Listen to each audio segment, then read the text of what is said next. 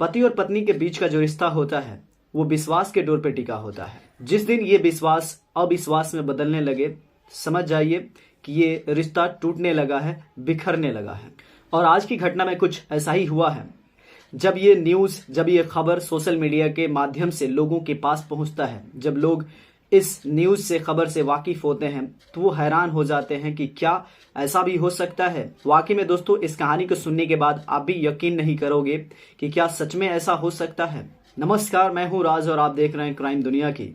आज की सच्ची घटना है उत्तर प्रदेश के जिला आजमगढ़ की, और यहाँ पे एक कोतवाली पड़ती है जैनपुर, और जैनपुर में एक गांव पड़ता है जिसका नाम है मसोना। मसोना का ही रहने वाला निवासी दीपू, जिसकी उम्र लगभग 23 से 24 साल की होती है। दीपू फिलहाल में जेल में था। वो 13 महीने जेल में रहने के बाद अक्टूबर 2020 में जब उसकी जमानत होती है, हाई कोर्ट उसको रिहा करती है। जब अब दीपू की जैसे रिहाई होती है, अब वो डायरेक्ट वो कोतवाली पुलिस स्टेशन पहुंचता है। वहां पहुंचने के बाद वहां इंस्पेक्टर होते हैं, उनसे जाकर कहता है कि साहब, मैंने अपनी पत्नी की हत्या नहीं की है, आप चाहो तो एक बार जांच करवा लो फिर से, लेकिन मैंने ऐसा नहीं किया है। वहां के जो इंस्पेक्टर होते हैं वो ध्यान नहीं देते, इसके बात को इग्नोर करते हैं। वहां पे जितने भी कर्मचारी होते हैं सभी इग्नोर करते हैं और इसे वहां छोड़ देते हैं, वैसे ही वहां से हटा भी देते हैं।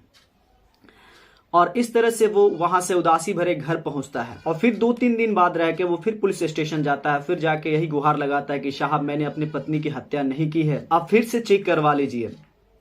लेकिन फिर भी पुलिस वाले उसकी बात को नहीं सुनते हैं। अब ये इसी तरह से पूरे परेशान हो जाता है। लेकिन दीपू 7 दिन बाद फिर पुलिस स्टेशन पहुंचता है। वहां पे सभी लोग थे, सभी पदाधिकारी थे, इंस्पेक्टर थे, लेकिन एक आदमी उसमें और भी था जो वहां के एसएसआई थे, चंद्रशेखर यादव। वो देखते हैं दीपू को कि दीपू परेशान है, वो परेशानी में दिख रहा था। फिर वो दीपू को बुलाते हैं पास में और पूछना शुरू करते हैं कि क्या बात है। अब दीपू अपने बातों को बताता है कि साहब, मेरी शादी 11 जून 2019 को हुई थी। जब मेरी शादी हुई थी तो बहुत ही धूमधाम से मेरा घर परिवार चल रहा था। मैं पहले शुरू में सब्जी का दुकान किया करता था, बाद में मैं गन्ने का जूस बेचने लगा और अच्छा इनकम हो जा रहा था, मैं अपने घर को चला रहा था। और मेरी शादी जिससे हुई थी उसका नाम है रुचि सिंह, और मेरी शादी जो हुई थी वो मऊ जिला धोसी थाना के गांव है जिसका नाम है डारी, वहीं पे हुई थी रुचि से। और रुचि शुरू में तो बहुत अच्छे से साथ में थी, लेकिन इसी तरह से दिन जब गुजर रहे थे, 1-2 मंथ बीता था, तो मैं देखा कि मेरी जो पत्नी है रुचि, वो मोबाइल से बात कर रही है। और मैं उससे पूछा कि तुम किससे बातें कर रही हो, तो वो कहती है कि मैं अपनी माँ से बात कर रही हूँ। मैंने जाने दिया, कोई बात नहीं, अपने माँ से बात कर रही है। फिर मैंने देखा कि 2-3 दिन लगातार वो इसी तरह से बात कर रही है। फिर इसने उसे रोका और बोला कि तुम किससे बातें कर रही हो। वो कहती है फिर कि मैं अपने माँ से ही बात कर रही हूँ। उसके माँ का नाम होता है माया। वो कहती है कि मैं अपने माँ से बात कर रही हूँ। और इस तरह से जो ये दीपू था, इसमें और उसके पत्नी में ताना बाना हो जाता है। दोनों थोड़े से गुस्सा हो जाते हैं, झगड़ा होने लगता है दोनों में। अब वहां से थोड़ा अंतर होने लगता है, जिंदगी जीने का जो तरीका था, इन दोनों में बदलाव देखने को मिल जाता है। लेकिन दीपू थोड़ा सा तो परेशान था, लेकिन सब कुछ ठीक था। लेकिन अचानक 7 दिन के बाद उसकी जो पत्नी है वो घर से गायब हो जाती है। और जो घर पे पैसा था, ज्वेलरी था और कुछ सोना चांदी, ये सब लेकर वो फरार हो जाती है, गायब हो जाती है।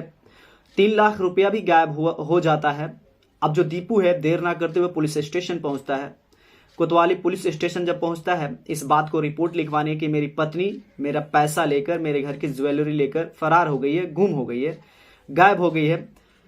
अब ये रिपोर्ट लिखवाने को जैसे पहुंचता है, और उसी समय, उसी क्षण उस लड़की के मायके वाले भी उसी पुलिस स्टेशन पहुंचते हैं और वो FIR लिखवाना चाहते थे कि जो मेरी बेटी है उसका मर्डर कर दिया है ये जो मेरा दामाद है दीपू, इसी ने कुछ ऐसा किया है।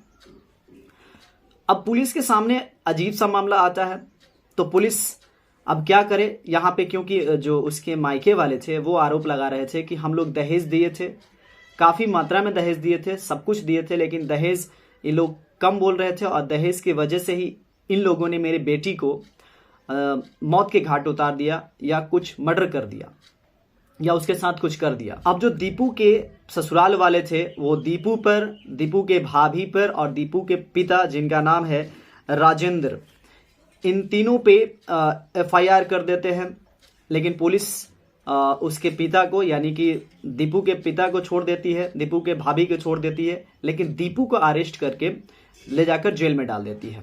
अब दीपू जेल में चला जाता है और उसके पिता राजेंद्र जो हैं वो काफ़ी परेशान होते हैं, घर का खर्चा चलाना होता है, सब चलाते हैं और केस को लड़ते हैं, मुकदमा लड़ते हैं, लेकिन वो कोर्ट जाते हैं तो यहाँ पे उनकी सुनवाई नहीं की जाती है क्योंकि मामला था वो दहेज का था। वो परेशान होते हैं और इधर दीपू कहता है कि मैंने अपने पत्नी को ऐसा कुछ भी नहीं किया है, मुझे पता ही नहीं है कि वो कहाँ है।